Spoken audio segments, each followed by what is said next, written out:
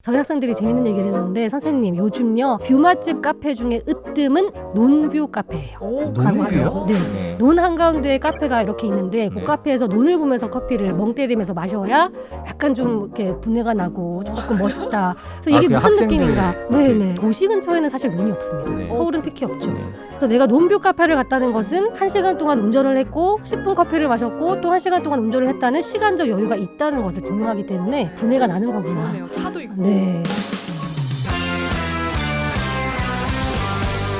바로 시작을 해보겠습니다. 1번이 나노사회입니다. 10가지입니다. 예, 시청해보면 10가지인데 1번은 나노사회. 사실은 이 코로나와 상관없이 또 메가 트렌드로 그런 흐름은 있었죠. 여러 가지 추천 서비스의 등장이라든지 혹은 브랜드가 정말 많아지죠. 예전에는 브랜드가 뭐 시장에 5개 정도 있었다면 요즘은 뷰티 트렌드가 100개가 넘잖아요. 그래서 이런 어떤 다양한 브랜드의 환경 하에서 사람들이 나에게 중요한 정보에는 무조건 집중하고 나에게는 정말 이런 키워드가 중요한데 막상 딴 사람을 만나서 물어보면 그 사람은 관심이 하나도 없어요.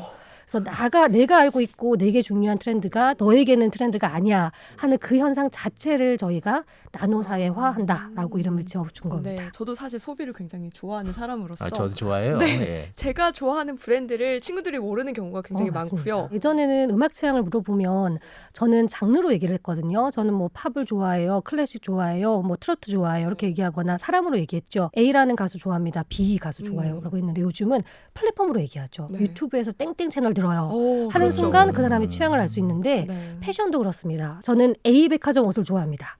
B 백화점 스타일로 옷을 입죠. 그것과 똑같은 표현이거든요. 네. 근데 이제는 사람들이 그렇게 개인적으로 본인이 집중하는 쪽으로 이렇게 모여지는구나 이런 것들을 태그니티라고 해요. 태그를 기반으로 해서 아. 모여지는 사람들. 우리 해시태그 할 때 네. 태그. 네. 그런 태그이기도 하고 네. 그죠? 그래서 그런 태그를 기반으로 사람들이 계속해서 모여지다 보니까 이제는 기업들도 나는 이 브랜드를 전 국민이 다 사게 할 거야. 이거는 정말 허황된 꿈인 것 같고요.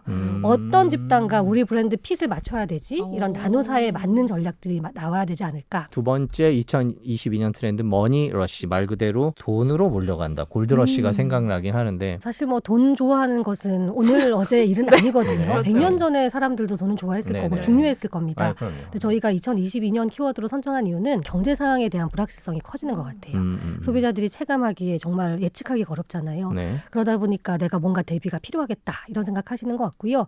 또 가치관들도 확실히 좀 바뀌고 있습니다. 실제로 코로나 기간 동안 많은 나라에서 저축률이 좀 올라갔대요. 네. 한국도 많이 올라갔을 겁니다. 이제 저축률을 올리기 위해서 기성세대들의 가치관은 돈을 좀 적게 쓰자. 짜임새 있게 소비하고 쓸데없이 사는 것들을 막아버리자라고 생각하신다면 또 우리 젊은 세대들은 돈을 저축도 많이 하고 싶은데 또 갖고 싶은 것도 얼마나 많아요. 그쵸. SNS에 각종 뭐 광고에 이런 홍수 속에서 맞아요. 내가 저것도 써보고 싶고 먹어보고 싶고 여행도 가고 싶고 네. 이런 두 가지 욕망들이 상반하면 솔루션은 하나밖에 없습니다. 돈을 네. 더 벌어요. 더 벌어야죠. 맞아. 네, 그리고 또 특히 요즘 친구들은 가치관이 굉장히 좀 발랑말랑해가지고요.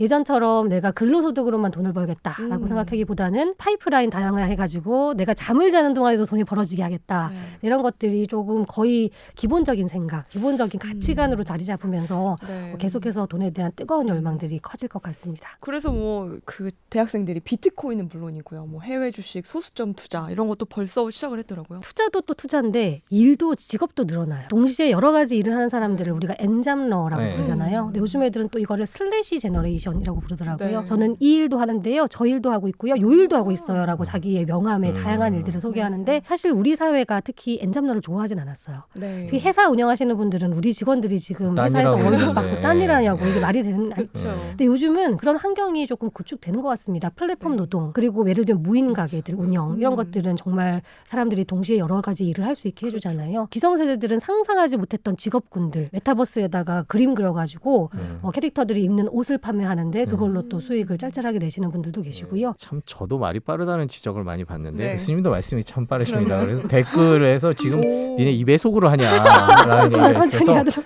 저희가 조금 네. 천천히 말하도록 네. 하겠습니다. 그런데 말도 빠른데 딕션도 좋으시다고 아, 그런 제가 칭찬도 랩, 있었어요. 랩을 잘할 것 같다는 생각이 저는 이 세 번째가 약간 이해가 안 돼.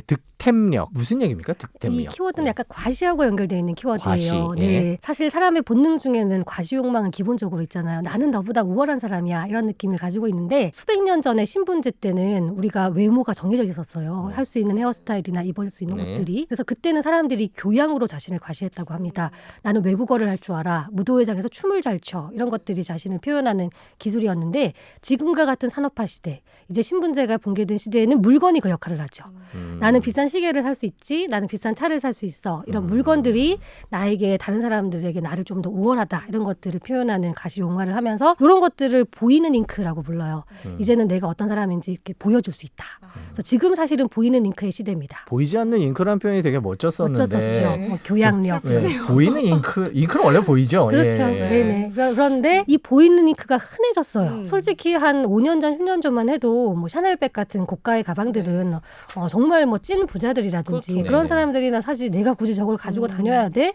이런 생각이 조금 보편적인 사고방식이었는데 확실히 소득 수준이 향상되고 또 우리 사람들의 또 정보력도 많아졌죠. SNS를 통해서 각종의 삶들을 엿보고 그러다 보니까 나도 샤넬백 갖고 싶은데 이런 생각할 수 있습니다. 특히 우리 대학생들 아르바이트 모아가지고 가방 산 다음에 또 쓰다가 또 중고나라에 팔아버리면 얼마든지 또 수익 보전도 할 수 그렇죠. 있고요.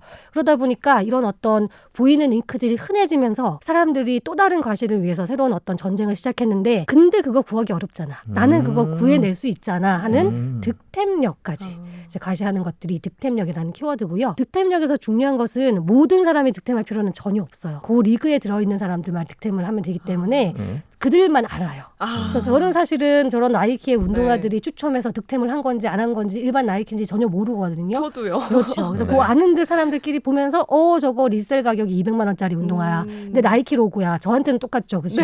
그래서 그런 형태의 그들끼리의 리그가 생기고 또 그 운동화를 득템하기 위해서 노력을 하죠.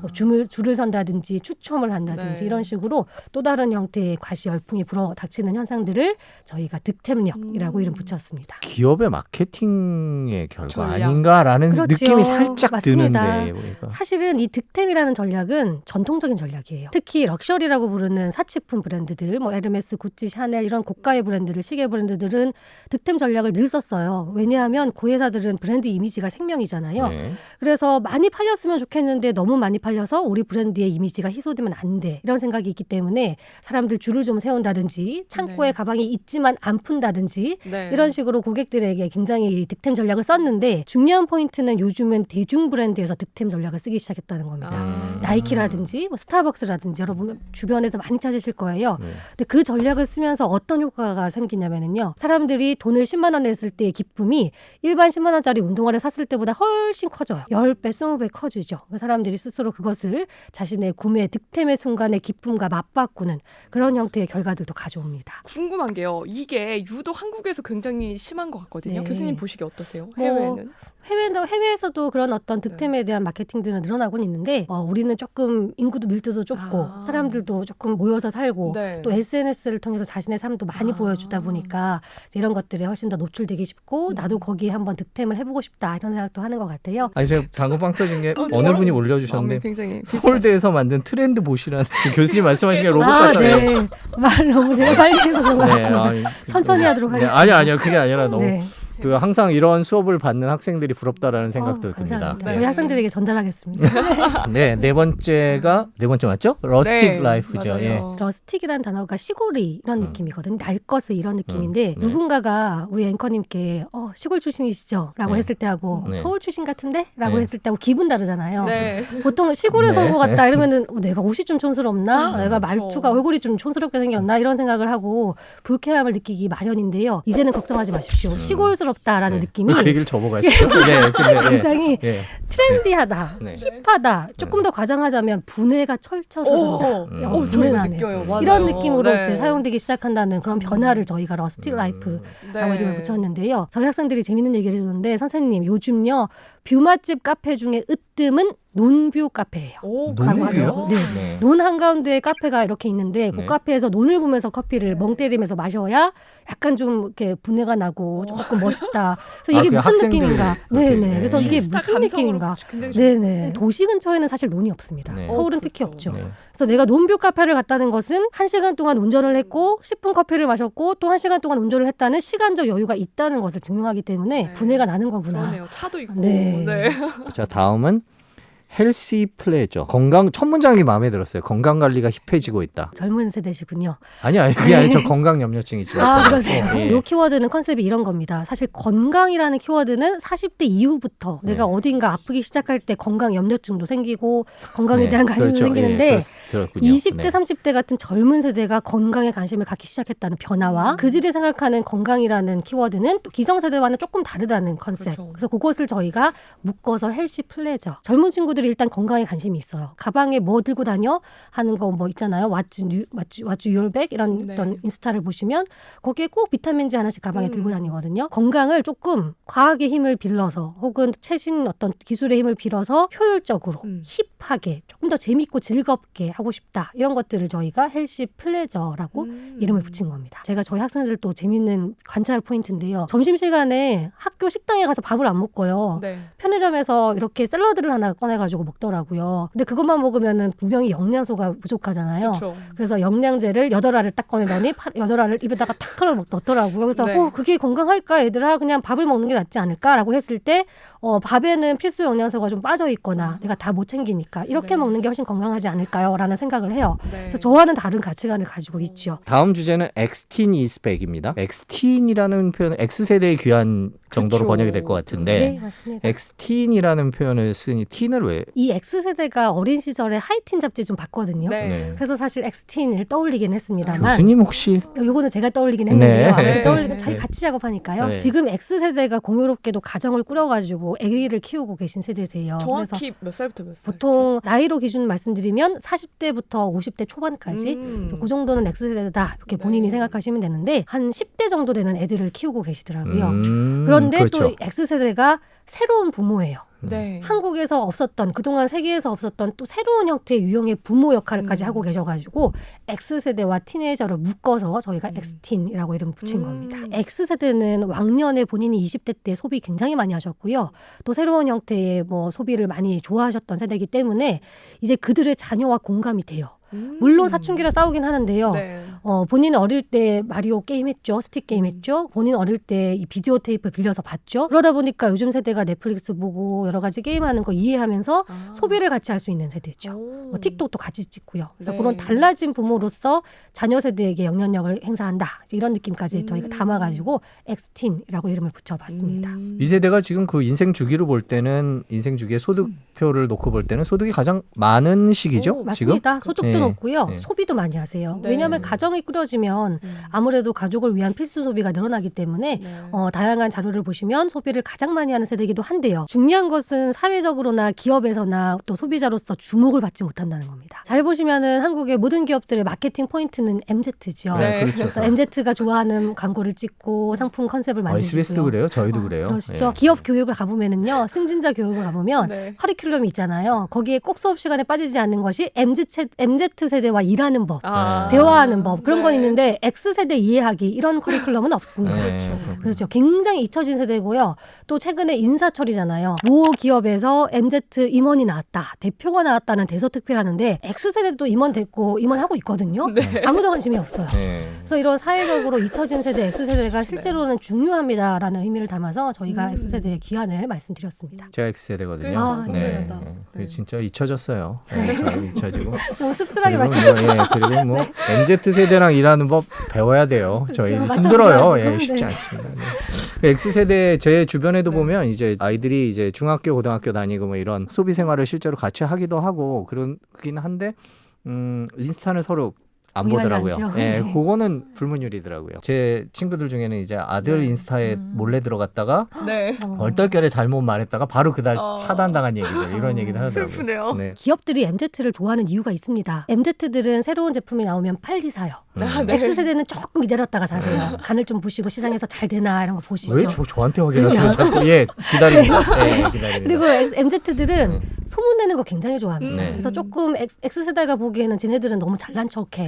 남사스러워. 네, 예, 그런 정도로 생각합니다. 과장해서 자랑을 하는데 네. X세대는 조금 소박하게 주변 네. 친구들한테 조금씩 추천하고 그러다 보니까 얼마나 기업들이 MZ가 이쁘겠습니까? 네. 그렇죠? 음. 근데 중요한 것은 MZ들은요 어떤 상품이나 트렌드를 시장에 세팅하는 세터고요.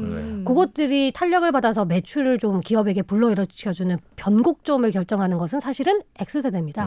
X세대가 이렇게 시장을 보다가 저거 나도 쓸만하겠다, 나도 필요하다고 느끼는 순간 그리고 그것을 구매하는 순간부터 매출이 올라가서 기업에게 조금 수익을 만들어주거든요. 브랜드 컨셉이나 마케팅 컨셉은 좀 젊게 하되 그런 제품을 X세대도 쓸 수 있도록 X세대도 소외시키지 않게 브랜딩을 하는 것이 중요하다는 말씀을 좀 드리고 싶어요. 다른 주제도 되게 재밌어요. 바른 생활 루틴이. 사실 루틴이 뭐 예전부터 미라클 모닝도 있고 굉장히 중요했는데 코로나19 발생하면서 더 중요해진 것 같아요.